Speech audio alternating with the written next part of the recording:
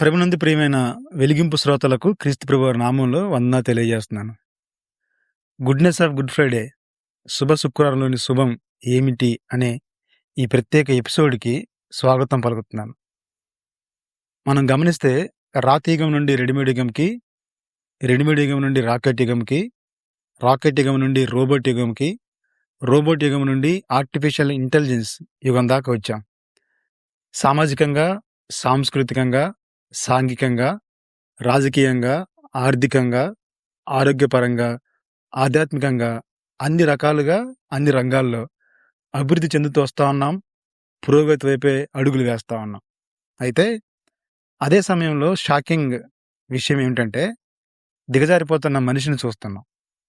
ఎగబాగుతున్న technology ఒకవైపు అయితే, మరోవైపు దిగజారిపోతున్న మనిషి, అంత మాత్రం కాదు పతనమవుతున్న మానవ విలువలు, పతనమవుతున్న వ్యవస్థలు. గత వారంలో మనకు తెలుసు, మార్చి 30, 2026లో వైజాగ్‌లో నేవీ ఆఫీసర్ తన ప్రియురాలిని చంపి ముక్కలు ముక్కలుగా నరికి ఫ్రిడ్జ్‌లో పెట్టి పోలీసులు లొంగిపోయాడు. వీరిద్దరూ వేర్వేరు వ్యక్తుల్ని పెళ్లి చేసుకున్నారు. అయితే ఈ నేవీ ఆఫీసరు భార్య పుట్టింటికి వెళ్ళిందని వేరే వ్యక్తి భార్య అయిన తన ప్రియురాలిని ఇంటికి పిలిపించుకొని వారిద్దరి మధ్యలో ఏదో గొడవ జరిగింది. అంతే, చంపటము, ముక్కలుగా నరకటము, ఫ్రిడ్జ్‌లో పెట్టటము, లొంగిపోవటము జరిగిపోయినవి. ఇది రీసెంట్‌గా వచ్చిన వార్త. ఇలాంటివి ఎన్నో, ఇంకెన్నో మనం రోజు చదువుతా ఉన్నాం, వింటా ఉన్నాం. పెరిగిపోతున్న హత్యలు, పెరిగిపోతున్న ఆత్మహత్యలు, పెరిగిపోతున్న అత్యాచారాలు, పెరిగిపోతున్న అశ్లీలత, పెరిగిపోతున్న అక్రమ సంబంధాలు, పెరిగిపోతున్న అక్రమ సంపాదనలు, పెరిగిపోతున్న అన్యాయాలు, ఇలా చెప్పుకుంటూ పోతా ఉంటే దిగజారిపోతున్న మనిషి, పతనమవుతున్న మానవ విలువలు మనకు చాలా స్పష్టంగా అర్థమవుతా ఉన్నాయి. ఇవన్నీ ఎవరి గురించో కదండి, నా గురించి కాదులే అనిపిస్తుందా? అయితే మన విషయం గురించి ఆలోచించేద్దామా? మనలో ఎక్కువ మందిమి అందరిలో ఉన్నప్పుడు ఒకలా ఉంటాము, ఎవరు లేనప్పుడు మరోలా ఉంటాం. నలుగురిలో ఉన్నప్పుడు ఒకలా ఉంటాము, నాలుగు గోడల మధ్యలోకి వెళ్తే మరోలా ఉంటాం. ఒక మాట చెప్పాలంటే అండి, పైకి ఒకలా ఉంటాము, లోపల లోపల మరోలా ఉంటాం. ఒంటరిగా ఉన్నప్పుడు, చీకట్లో ఉన్నప్పుడు, ఎవరు అడగనప్పుడు, ఎవరు చూడనప్పుడు మన జీవితాన్ని చూసుకుంటే అర్థమవుతుంది మనం ఎలాంటి వారమో, మనం ఏమై ఉన్నామో. నిజానికి మన అంతరంగం తెలిస్తే మనల్ని ఎవడూ ప్రేమించడు, ఇష్టపడడు. మన చీకటి బ్రతుకులు, చీకటి వ్యవహారాలు, చీకటి సంబంధాలు బయటపడినంత వరకే మనం మంచివాళ్ళం. అవకాశాలు రానంత వరకే మనం మంచివాళ్ళం. మనకు తెలుసు చెడు చూడకూడదని, కానీ చూడకుండా ఉండలేం. చెడు చేయకూడదని, కానీ చేయకుండా ఉండలేం. చెడు మాట్లాడకూడదని, కానీ మాట్లాడకుండా ఉండలేం. చెడు దగ్గరికి వెళ్ళకూడదని, కానీ వెళ్ళకుండా ఉండలేం. మన సమస్య తెలియక కాదు, తెలిసే ఉండలేము.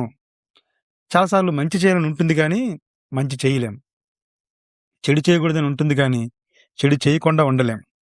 తప్పు అని తెలిసి, తప్పు చేయకూడదని తెలిసి, తప్పు చేస్తే శిక్ష ఉంటుందని తెలిసి మనం తప్పు చేస్తాము, తప్పు చూస్తాము, తప్పు మాట్లాడతాము, తప్పుడు బ్రతుకులు బ్రతుకుతూ ఉంటాం. దీనికి అంతటికి కారణం ఏంటి అని కానీ గమనిస్తే బైబిల్ ఏం చెప్తా ఉందంటే, దీనికి అంతటికి గల కారణము పాపం, సిన్. పాపం అంటే ఏంటి? బైబిల్ భాషలో మాట్లాడితే దేవుడు చెయ్యవద్దన్నది చేయటము, దేవుడు చెయ్యమన్నది చేయకుండా ఉండటం. మన సమస్య పాపం. ఈ పాపం మొదటిగా హృదయానికి సంబంధించింది. అందుకని బైబిల్ చెప్తామన్న మాట, హృదయం మోసకరమైంది, అది ఘోరమైన వ్యాధి కలిగింది అని చెప్తుంది. హృదయానికి ఉన్న ఈ పాప మరకల్ని మనం అంత త్వరగా కడుక్కోలేమండి. ఎందుకంటే ఈ పాపం మోసకరమైంది. ఈ పాపం నాశనకరమైన గుంట లాంటిది. ఈ పాపం జిగటగల ఊబి లాంటిది, ఒడిలో దాచుకున్న నిప్పు లాంటిది. అందుకని ఈ పాపం మనిషి విలువల్ని కాల్చేస్తా ఉంది. అందుకని బైబిల్ ఏం చెప్తా ఉందంటే, ఏ భేదం లేదు, అందరూ పాపం చేశారు, దేవుడు అనుగ్రహించే మహిమను పొందలేకపోతా ఉన్నారు. ఎందుకంటే పాపం ముఖ్యంగా 4 రకాలుగా మనకు అర్థమవుతోంది. మొదటిగా, పాపం దేవునికి వ్యతిరేకంగా జరుగుతుంది. పాపం దేవునిని దూరం చేసింది. పాపం దేవుని ఉగ్రతని తెచ్చింది. పాపం నిత్య మరణాన్ని తీసుకొచ్చింది. ఎంత భయంకరమైందండి పాపం అంటే. అందుకని పాపం మానవ జీవితాన్ని ఎంతో ప్రభావితం చేస్తూ ఉంది. మానవ జీవితంలో విలువల్ని పాడు చేస్తూ ఉంది. మనం మనిషి గురించి ఆలోచన చేస్తే మనకు అర్థమవుతున్న సంగతి ఏంటంటే, ప్రతి మనిషి పాపం చేసిన వాడే, ప్రతి మనిషిలో ప్రతి అంశం, ప్రతి అవయవం పాపంతో ముడిపడి ఉందే. ప్రతి మనిషి తనకు తానుగా పాపం నుండి, పాప శిక్ష నుంచి తప్పించుకోలేడు. నాలుగోదిగా పాపానికి శిక్ష ఖచ్చితము. ఖచ్చితము. జాగ్రత్తగా గమనిస్తే మనల్ని ఎవరు కూడా ఈ పాపము నుండి, పాపం యొక్క శిక్ష నుంచి విడిపించలేరు. ఎందుకో తెలుసా? అందరూ పాపులే. పాపం అనేది దేవునికి, మానవునికి సంబంధించింది. అందుకని మన మంచి, మన పుణ్యం, మన పుణ్యకారాలు మనల్ని పాప విముక్తులు చేయలేవు. పాపం యొక్క శిక్షను తొలగించలేవు. బైబిల్ చెప్తా ఉన్నది, రక్తము చిందించకుండా పాప క్షమాపణ కలగదు. ఈ రక్తము గొర్రెలది, ఎడ్లది, మేకలది కాదు. అయితే ఈ రక్తము నిర్దోషమైన, కళంకం లేని పవిత్రమైన రక్తమైతే తప్ప పాప క్షమాపణని తీసుకోరాదు. ఆ రక్తమే యేసుక్రీస్తు ప్రభువారి రక్తం. ఎందుకని యేసుక్రీస్తు ప్రభువారి రక్తమే అనంటే, ఆయన జన్మలో పాపం లేదు, ఆయన జీవితంలో పాపం లేదు, ఆయన మరణంలో పాపం లేదు. పాపం లేనివాడే పాపంలో ఉన్నవాడిని రక్షించగలడు. మనకు తెలుసు సహజంగా గుడ్డివాడు మరో గుడ్డివాడికి ఏమాత్రం దారి చూపించలేడు. ఈత రానివాడు ఈత రాని వాడిని ఏమాత్రం కాపాడలేడు. అలానే పాపంలో ఉన్న మానవుడు పాపంలో ఉన్న మరో మానవుడిని ఏమాత్రం రక్షించలేడు. అందుకని పాపం లేనివాడే అయితే తప్ప పాపంలో ఉన్న మానవుని రక్షించలేడు. యేసుక్రీస్తు ప్రభువారే. ఎందుకంటే మరలా చెప్తాను ఈ మాట, ఆయన జన్మలో పాపం లేదు, ఆయన జీవితంలో పాపం లేదు, ఆయన మరణంలో పాపం లేదు. అందుకని పాపం లేని రక్తమే పాప క్షమాపణకి సరిపోతుంది. ఆ రక్తం శిలువలో కాల్చిన రోజే ఈ శుభ శుక్రవారం. ఆయన మరణం రోజున మనకు శుభం కలిగింది. అందుకనే ఇది శుభ శుక్రవారం అయింది. దైవ మానవుడైన యేసుక్రీస్తు వారు శిలువలో మరణించటం సమస్త మానవాళికి చెప్పమంటారా ఓ గొప్ప శుభవార్త. అంత మాత్రం కాదు, ఓ గొప్ప శుభకరమైన సంగతి. ఎందుకంటే సహజంగా మన కోసం ఎవరైనా డబ్బులు ఇస్తారు, దెబ్బలు తింటారు, అవసరాలు ఆదుకుంటారు, కష్టాల్లో తోడుగా ఉంటారు. కానీ మనకు బదులుగా మన స్థానంలో ఎవరు మరణించరు కదండి. అయితే ప్రభువైన యేసుక్రీస్తు వారు అందరి కోసం, అందరి స్థానంలో, అందరికి బదులుగా, అందరి పాప పరిహార నిమిత్తం శిలువలో మరణించాడు. అందుకనే ఈరోజు మనందరికీ శుభ శుక్రవారం అయింది. ఆ రోజున దోషమేమీ లేదు, సిలువ వేయండి అనే తీర్పు ఇప్పటికీ సంచలనమే. ఆ శుభ శుక్రవారం రోజున ఆయన శిలువ మీద తన ప్రాణాన్ని అర్పించడానికి ముందు తన తలకి ముండ్ల కిరీటం పెట్టారు. 39 కొరడా దెబ్బలతో వీపంతా దున్నేశారు. వీపంతా చారలు చారలుగా తెగిపోయి వేలాడుతా ఉంది. చేతుల్లో, కాళ్ళల్లో దాదాపుగా 7 అంగుళాల పొడవున్న మేకులు దిగ్గొట్టారు. అవమానించారు, ఆయన్ని అపహసించారు, గోల చేశారు, గేలి చేశారు, చిత్రవధ చేశారండి. బైబిల్లో రాయబడిన మాట, ఆయన ముఖాన్ని ఉమ్మేశారు. సృష్టి అయిన మానవుడు సృష్టికర్త అయిన దేవుడి ముందు నిలబడి ఆయన ముఖం మీద ఉమ్మేశాడంటే అర్థం చేసుకుందాం ఎంత అవమానాన్ని ఆయన అనుభవించాడు. ఒక మాట చెప్పాలంటే, నలగొట్టబడిన యేసుక్రీస్తుని మనం శిలువలో చూడగలం. భూమికి ఆకాశానికి మధ్యలో వేలాడుతూ మేకులు మెల్లమెల్లగా శరీరంలోకి దిగుతుండగా, నరాలు తెగిపోతుండగా, రక్తం కారుతుండగా అండి, చేతుల్లోనూ రక్తం కారుతా ఉంది, కాళ్ళలోనూ రక్తం కారుతా ఉంది, వీపంతా రక్తం కారుతా ఉంది, శరీరం అంతా రక్తసిక్తమై ఉంది. ఈ పరిస్థితుల్లో తనను శిక్షించే వారిని చూసిన యేసుక్రీస్తు ప్రభువారు ఒక మాట చెప్పారండి. తండ్రి, వీరేం చేస్తున్నారో వీరికి తెలియదు, వీరిని క్షమించు అన్నాడు. ఆ మరుక్షణము తన పక్కనే సిలువ వేయబడిన దొంగను చూసి ఆ దొంగ పాప క్షమాపణకే వేడుకున్నప్పుడు అతను అన్నాడు, నేడు నీవు నాతో కూడా పరదేశంలో ఉంటావని. కిందకు చూశాడు. నిస్సహాయ స్థితిలో తన తల్లి శిలువ దగ్గర నిలబడి ఉంది.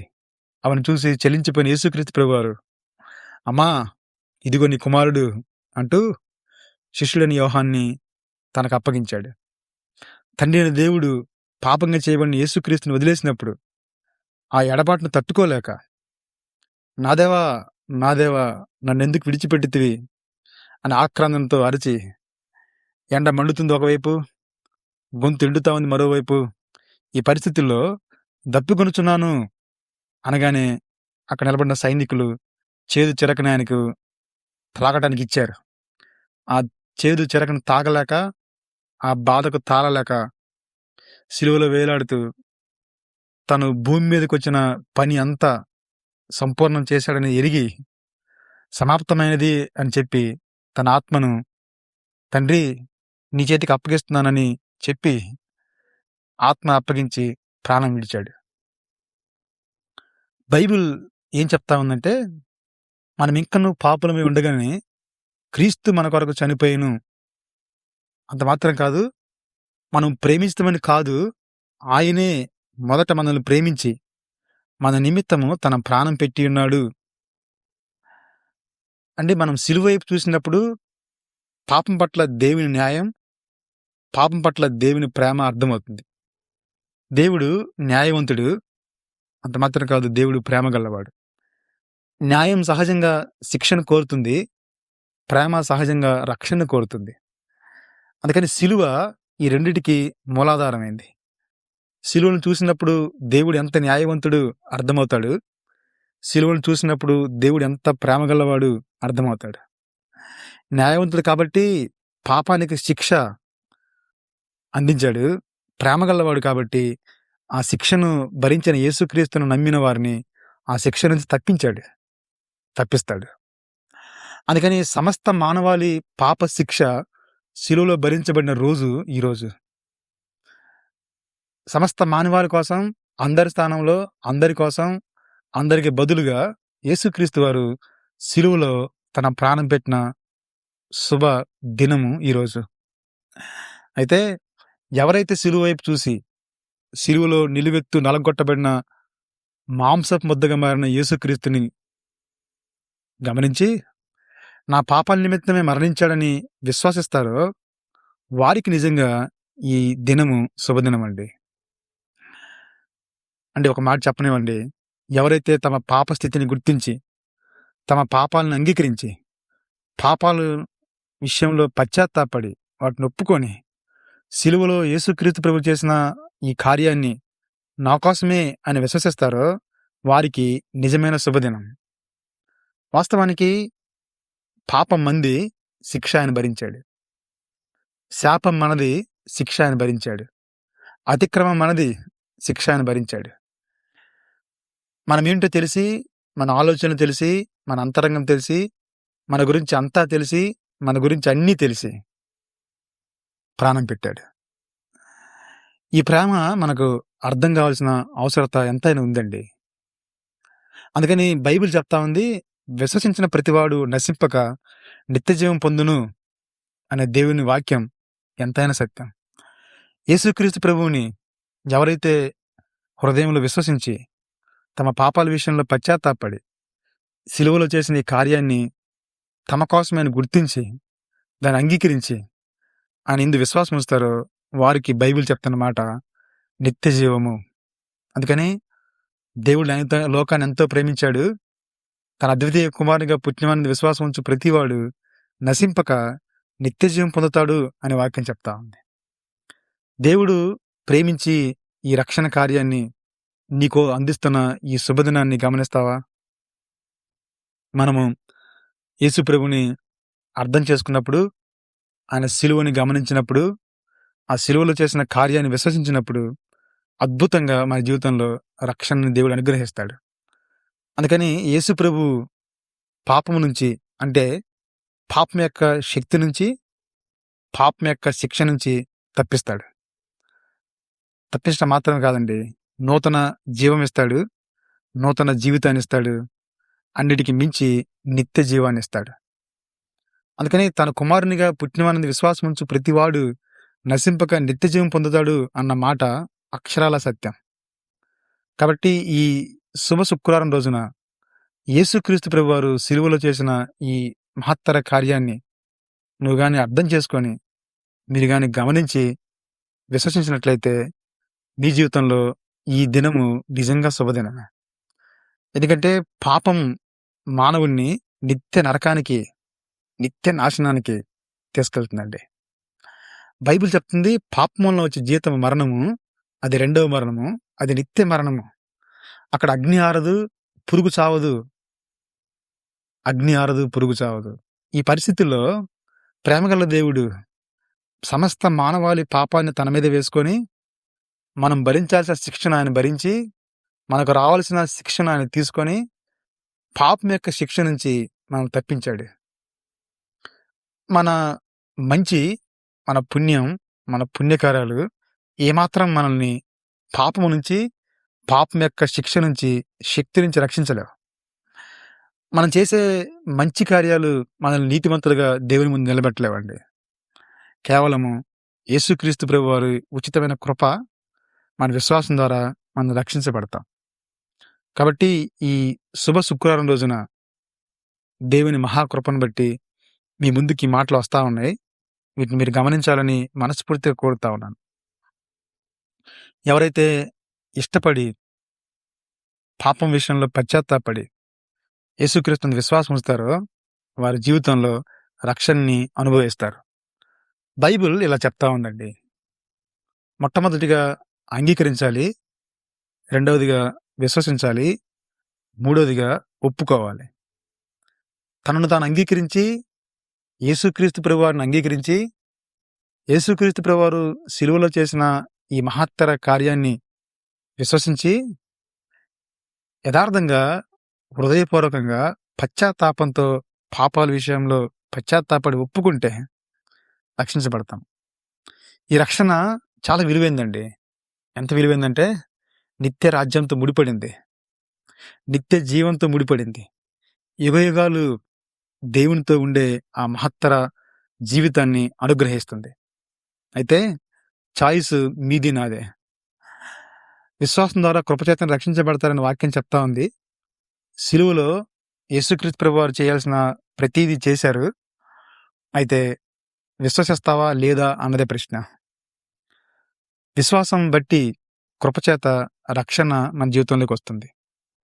కాబట్టి ఒకవేళ ఈ మాటలు వింటున్న మీలో ఎవరైనా సరే ఈ చిన్న ప్రార్థన చేయగలిగితే దేవుని రక్షణని మీ జీవితంలో మీరు అనుభవించగలరు.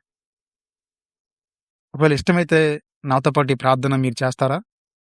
దేవా, పాపంలో పుట్టి పాపంలో పెరిగి పాపంలో జీవిస్తూ పాపమే జీవితంగా బ్రతుకుతున్న నన్ను ప్రేమించి నా పాప పరిహారం కోసం శిలువలో మరణించినందుకు నీకు వందనాలు. శిలువ మరణం ద్వారా నా విమోచనను అంగీకరిస్తున్నాను, నా పాపాలను ఒప్పుకుంటున్నాను, శిలువలో మీరు చేసిన ఈ కార్యాన్ని విశ్వసిస్తున్నాను. దేవా, పాపం నుంచి, పాపం యొక్క శక్తి నుంచి, పాపం యొక్క శిక్ష నుంచి, నిత్య నరకం నుంచి నన్ను తప్పించండి. యేసుక్రీస్తు నామమున అడుగుతున్నా తండ్రి, ఆమేన్. ప్రియమైన శ్రోతలు, ఎవరైతే నిజంగా ఈ చిన్న ప్రార్థనని విశ్వాసంతో హృదయపూర్వకంగా దేవుని సన్నిధిలో చేశారో మీ జీవితంలో గొప్ప మార్పును మీరు చూడగలరు. అయితే ఒక్క మాట చెప్పాలి. పశ్చాత్తాపడి అన్న మాట నేను ప్రస్తావించాను. పశ్చాత్తాపడటం అంటే అర్థం ఏంటంటే, ఏ పాపం మన జీవితంలో మనతో పాటు పెనవేసుకొని మనతో పాటు కొనసాగిస్తూ వస్తా ఉన్నామో ఆ పాపం విషయంలో చింతించి ఇక మీదటి ఈ పాపం చేయను అని దేవుని దగ్గర ఒప్పుకోవటం. కాబట్టి ఎవరైతే ఈ మాటలు విని హృదయపూర్వకంగా మీ హృదయంలో ఈ చిన్న ప్రార్థన చేశారో వారు నిత్య నాశనం నుంచి నిత్య జీవానికి, పాపం నుంచి పరిశుద్ధ జీవితానికి, మరణము నుంచి నిత్య జీవానికి వారసులవుతారు అనేది బైబిల్ చెప్తున్న సత్యం. కాబట్టి విశ్వాసం ఉంచిన ప్రతివాడు నశింపక నిత్య జీవం పొందుతాడు. ఈ శుభ శుక్రవారం రోజున అర్హత లేని మనల్ని, ఏ మంచి లేని మనల్ని, నిలువెల్ల పాపమే అయిన మనల్ని, ఘోర మరణానికి హక్కుదారులమైన మనల్ని కేవలం తన ఉచిత కృప ద్వారా విశ్వసించిన ప్రకారము పాపం యొక్క శిక్ష నుంచి తప్పిస్తాడు. కాబట్టి మీ మనసులో మరొకసారి ఈ విషయాల్ని గమనాన్ని తెచ్చుకొని ఈ రాత్రి వీటి గురించి ఆలోచిస్తూ, ఇందాక నాతో ప్రార్థన చేశారు, అందుకు వందనాలు. ఒకవేళ చేయకపోతే మరలా ఈ మాటలు విని మరలా మీరు మీ హృదయంలో ఓ చిన్న ప్రార్థన చేస్తే, ఇదిగో ఈ శుభ శుక్రవారపు శుభం మీ జీవితంలో కనపడుతుంది. రక్షణ మీకు ఉచితంగా అనుగ్రహించబడుతుంది. ఈ రక్షణ మిమ్మల్ని నరకం నుంచి తప్పిస్తుంది. అంత మాత్రమే కాదు, ఈ లోకంలో ఉన్నప్పుడు జీవితంలో గొప్ప మార్పులు మీరు చూస్తారు. యేసుక్రీస్తు నమ్ముకుంటే నరకం తప్పించబడుతుంది. నరకం లాంటి జీవితం తప్పించబడుతుంది. కాబట్టి మీ అందరికీ మరొకసారి ప్రభువైన యేసుక్రీస్తు వారి నామంలో శుభాలు తెలియజేస్తూ, ఈ శుభ శుక్రవారం శుభాన్ని జాగ్రత్తగా అర్థం చేసుకొని, ఆలోచించి, అంగీకరించి, అనుభవించాలని కోరుతూ నా మాటలు ముగిస్తున్నాను. దేవుడు ఈ మాటల్ని మన కోసం దీవించునుగాక. ఆమెన్. Thank you.